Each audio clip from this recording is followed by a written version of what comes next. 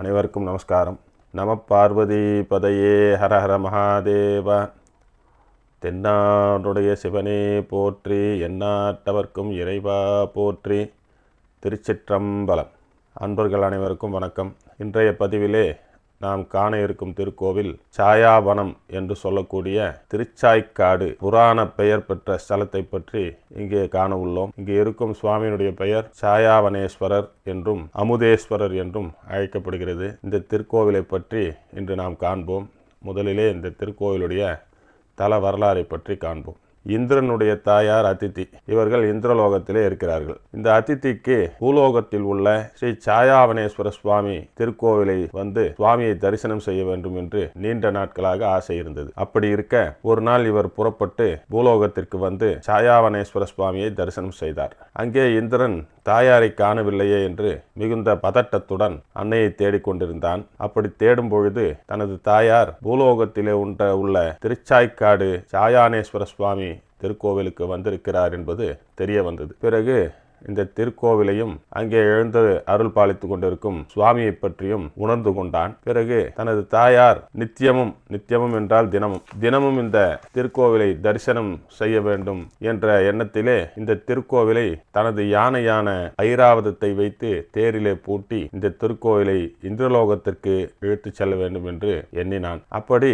ஐராவதத்தை வைத்து தேரிலே பூட்டி கோவிலை இழுக்க முயற்சிக்கும் போது பார்வதி தேவி இனிமையான குரலோடு குயிலை போல கூவினாள். உடனே சிவபெருமான் இந்திரனுக்கு காட்சி கொடுத்து, இந்திரா, உனது தாயார் தினமும் தரிசனம் செய்ய வேண்டும் என்பதற்காக இந்த திருக்கோவிலை இழுத்து கொண்டு சென்று உனது லோகத்திலே வைத்துக் கொள்ள வேண்டும் என்று நினைப்பது மிகவும் தவறு. ஆகையினாலே இங்கு வந்து இந்த ஸ்தலத்திலே நீ வழிபட்டு நலமடைவாயாக என்று கூறி அருள் புரிந்தார். அப்படி பார்வதி தேவி இனிமையான குரலோடு குயிலை போல கூவியதால் அம்பாளுக்கு குயிலினும் இனிமொழி அம்மை என்ற பெயர் ஏற்பட்டது. இந்த ஸ்தலத்திற்கு தமிழிலே திருச்சாய்க்காடு, சாய்க்காடு என்று பெயர் உள்ளது. சாய் என்றால் கோரை என்ற அர்த்தம். இந்த பகுதியிலே அந்த நாட்களிலே இந்த பகுதியிலே பசுமையான கோரைகள் மிகுதியாக அடர்த்தியாக இங்கே கோரைகள் காணப்பட்டது. ஆகையினாலே இந்த பகுதிக்கு இந்த ஸ்தலத்திற்கு திருச்சாய்க்காடு என்று பெயர் ஏற்பட்டது. சோழ மன்னன் கோச்சங்கன் அவர்கள் கட்டிய மாடக்கோவில்களிலே இந்த சாயானேஸ்வர சுவாமி திருக்கோவிலும் ஒன்று. மாடக்கோவில் என்றால் என்ன? மாடக்கோவில் என்றால் யானை புக முடியாத கோவில் என்று அர்த்தம். அப்படி நிறைய மாடக்கோவில்களை அந்த சோழ மன்னன் கட்டினான். அந்த வகையிலே இங்கு இருக்கும் சாயானேஸ்வர சுவாமி திருக்கோவிலும் ஒன்று. இல்லை என்று சொல்லாத இயற்பகை நாயனார் பிறந்து வளர்ந்து முக்தி அடைந்த திருக்கோவில் இது. இவரும் இவருடைய மனைவியும் இந்த திருக்கோவிலிலே முக்தி அடைந்தார்கள் என்பது வரலாறு. இந்த இயற்பகை நாயனார் எப்படிப்பட்டவர் என்பதை நாம் அறிவோம். இயற்பகை நாயனார் தனது மனைவியோடு சந்தோஷமாக வாழ்ந்து வந்து கொண்டிருந்தார். யார் எது கேட்டாலும் இல்லை என்று சொல்லாமல் அனைவருக்கும் வாரி கொடுக்கும் நல்ல குணம் படைத்த ஒரு மனிதனாக அவர் விளங்கி கொண்டிருந்தார். அவருக்கு சிவபக்தி மிகவும் அதிகம். அதே போல் அவருடைய மனைவிக்கும் சிவபக்தி அதிகம். இப்படி இருக்க ஒரு நாள் சிவபெருமான் சிவனடியார் வேடத்திலே அவரது வீட்டிற்கு சென்றார். சென்றுவிட்டு, இயற்பகையாரே, யாம் உன்னை தேடி வந்திருக்கிறோம் என்று சொன்னார். உடனே இயற்பகை நாயனார் சிவனடியாரை பார்த்து, சுவாமி நமஸ்காரம், வர வேண்டும் என்று கூறி அவரை உட்கார வைத்து உபசரித்து அவருக்கு தாகத்திற்கு தண்ணீர் கொடுத்து உணவு சாப்பிடுமாறு கூறினார். உடனே அந்த சிவனடியார் இயற்பகை நாயனாரை பார்த்து, யார் எது கேட்டாலும் இல்லை என்று சொல்லக்கூடிய வல்லமை உள்ளவர், குணம் படைத்தவர் நீங்கள் என்பது எனக்கு தெரியும். ஆனால் நான் இப்பொழுது ஒரு விஷயம் கேட்க விரும்புகிறேன். ஆனால் அதை கேட்கலாமா வேண்டாமா என்று மனம் தயங்குகிறது என்று கூறினார். அப்பொழுது இயற்பகை நாயனார், சுவாமி, எது வேண்டுமோ தாராளமாக கேளுங்கள், நீங்கள் கேட்பதை கண்டிப்பாக நான் தருகிறேன் என்று கூறினார். அப்படி சொல்லும் போது சிவனடியார், உன் மனைவியை என்னுடன் அனுப்பிவை என்று கூறினார். உடனே இயற்பகையார் முகம் சொலிக்காமல் தனது மனைவியை அழைத்து செல்லுமாறு கூறினார். ஆனால் சிவனடியார், உன் மனைவியை நான் அழைத்து கொண்டு சென்றால் இந்த ஊர் மக்கள் விடுவார்களா? ஆகவே நீ இந்த ஊர் எல்லை வரை எங்களுக்கு காவலாக வந்து உன்னுடைய மனைவியும் என்னையும் வழி அனுப்பிவிட்டு வா என்று கூறினார். அப்படி சொன்னவுடன் இயற்பகை நாயனார் பெரிய வாள் ஒன்று கையில் எடுத்துக்கொண்டு இவர்களுக்கு காவலாக பின்னாலே சென்று ஊர் எல்லை வரை சென்று அங்கே இவர்களை வழி அனுப்பினார். உடனே அந்த சிவனடியார் மாயமாக மறைந்து அம்பாளுடன் ஈசனாக அவர்கள் முன்னே காட்சி கொடுத்து, இயற்பகையாரே, நீங்கள் வென்று விட்டீர்கள். யாம் உம்மை சோதிக்கவே இங்கு வந்தோம். யார் எது கேட்டாலும் கொடுக்கக்கூடிய வல்லவர் என்று எனக்கு தெரியும், ஆனால் மனைவியை அழைத்து கொண்டு செல்லலாம் என்று கேட்கும்போது கூட நீங்கள் எதையும் பொருட்படுத்தாமல் மனைவியை என்னுடன் அனுப்பி வைக்க நினைத்தீர்கள்.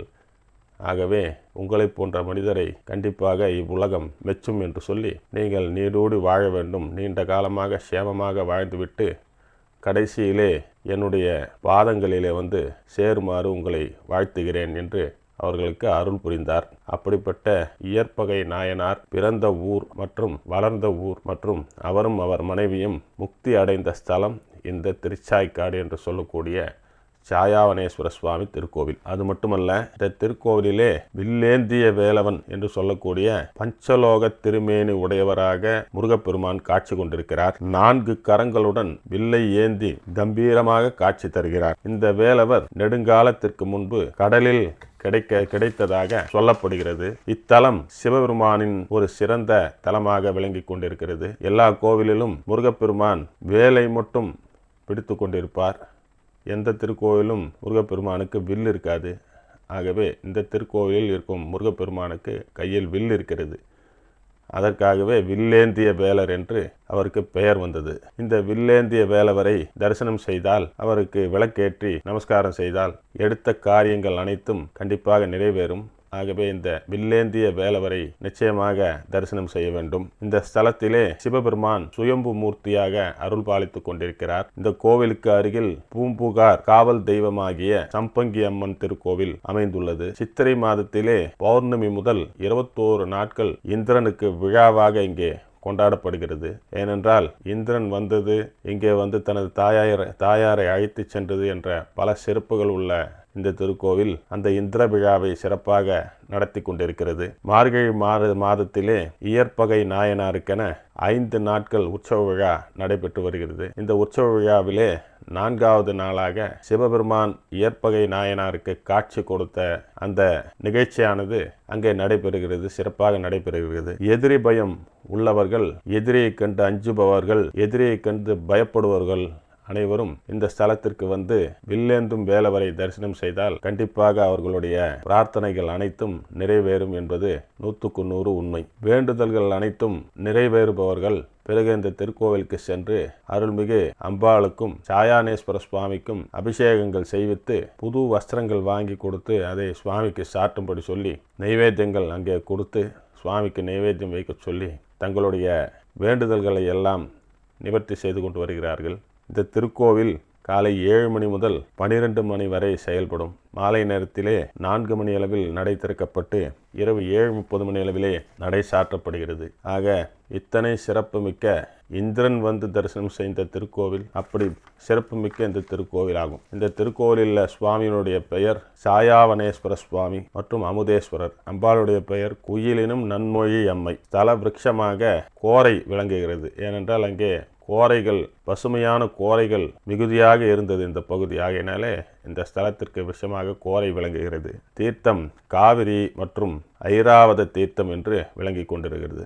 ஐராவதம் என்றால் இந்திரனின் யானை. இந்த கோவிலை வழிபட்டோர் உபமன்யு முனிவர், இந்திரன், ஐராவதம் என்று சொல்லக்கூடிய யானை, இந்திரனின் தாயார் அதிதி, ஆதிசேஷன், திருஞான சம்பந்தர், அப்பர் என்று சொல்லக்கூடிய மாணிக்கவாசகர், ஐயடிகள், காடவர் கோன், இயற்பகை நாயனார் மற்றும் சேக்கிழார் இந்த திருக்கோவிலே வழிபாடு செய்துள்ளார்கள். இத்தனை சிறப்புமிக்க மனிதர்கள் இங்கே இந்த சிவஸ்தலத்திலே சிவபெருமானை தரிசனம் செய்திருக்கிறார்கள். அருள்மிகு சாயாவனேஸ்வர சுவாமி திருக்கோவில் சிவனின் தேவார பாடல் பெற்ற ஸ்தலங்களில் இது 9வது ஸ்தலமாக விளங்கி கொண்டிருக்கிறது. காசிக்கு சமமாக சொல்லப்படும் 6 கோவில்களில் 6 தலங்களுள் இந்த ஸ்தலமும் ஒன்று.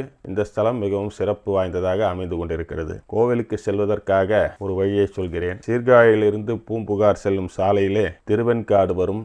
அந்த திருவெண்காடு தாண்டி சிறிது தூரத்தில் உள்ளது சாயாவனம் கிராமம். சாலையோரத்திலே கோவில் இருக்கிறது. தேவார பாடல் பெற்ற தலங்களில் சோழ நாட்டில் காவிரி வடகரையில் இது 9வது தலமாக விளங்கி கொண்டிருக்கிறது. ஆக இவ்வளவு சிறப்புமிக்க சக்தி வாய்ந்த இந்த திருக்கோவிலுக்கு கண்டிப்பாக இதை கண்டு கொண்டிருக்கும் அன்பர்கள், நண்பர்கள் மற்றும் அடியார் பெருமக்கள் அனைவரும் தவறாமல் ஒரு முறை இந்த திருக்கோவிலுக்கு செல்ல வேண்டும். அங்கிருக்கும் குயிலினும் நன்மொழி அம்மை என்று சொல்லக்கூடிய அம்பாளையும், அமுதேஸ்வரர் என்று சொல்லக்கூடிய சாயாவனேஸ்வர சுவாமியையும் தரிசனம் செய்ய வேண்டும். கண்டிப்பாக வில்லேந்தும் வேலவனையும் தரிசனம் செய்ய வேண்டும். எல்லோரையும் தரிசனம் செய்துவிட்டு அவர்கள் வாழ்க்கையிலே மேன்மையாக இருக்க வேண்டும், சீரம் சிறப்புமாக இருக்க வேண்டும். எந்த எதிரிகளும் அவர்களை தொல்லை செய்யக்கூடாது. தங்களுடைய செல்வங்கள் அனைத்தும் பெருக வேண்டும். நோய் நொடி இல்லாமல் வாழ வேண்டும். குழந்தை செல்வங்களுடன் சிறப்பாக வாழ வேண்டும். வாழையடி வாழையாக வாழ வேண்டும். நீடூடி வாழ வேண்டும். பல்லாண்டு பல்லாண்டு வாழ வேண்டும். எந்த விதமான மனச்சலனமும் இன்றி கணவன் மனைவி இருவரும் எந்த விதமான சிக்கலும் இன்றி சந்தோஷமாக பல காலங்கள் வாழ வேண்டும் என்று சொல்லி நானும் இந்த சாயாவனேஸ்வர சுவாமியை நமஸ்காரம் செய்து உங்களுக்காக நான் பிரார்த்தனை செய்து கொள்கிறேன். இத்துடன் இந்த பதிவை முடித்துக் கொள்கிறேன். மீண்டும் அடுத்த பதிவிலே இன்னும் ஒரு சிறப்பான சிவஸ்தலத்தை பற்றி நாம் காண்போம் என்று கூறி நன்றி கூறி விடைபெறுகிறேன். நன்றி, வணக்கம்.